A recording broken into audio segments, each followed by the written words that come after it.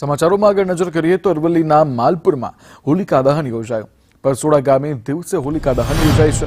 રાજ્યનું આ એકમાત્ર એવું ગામ છે જ્યાં દિવસે હોળી પ્રગટાવાય છે। સતત 121 વર્ષથી એક સ્થાન પર જ હોલિકા દહન કરાય છે। હાજર લોકો ઢોલ સાથે હોળીના ઘેર રમે છે, ત્યારે શ્રીફળનો પરસોડાની હોળીમાં હોમ થાય છે।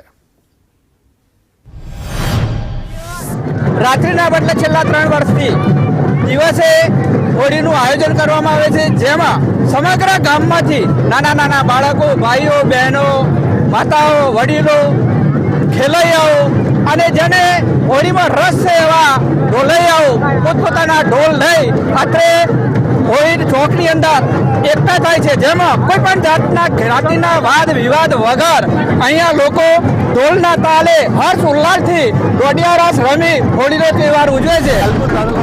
એકમાત્ર ગામ પરસોડા કે જ્યાં દિવસે હોળી પ્રગટાવવામાં આવે છે।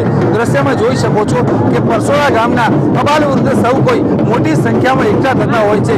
મોટા મોટા લાકડા લાવી અને હોલિકા તૈયાર કરી હોલિકા દહન થતું હોય છે।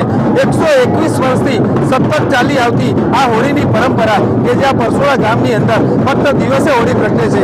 હજારો લોકો એકઠા થઈ ઢોળ વગાડી ઘેર રમતા હોય છે। શૈલેષ પંડ્યા, સંદેશ ન્યૂઝ, અરવલ્લી।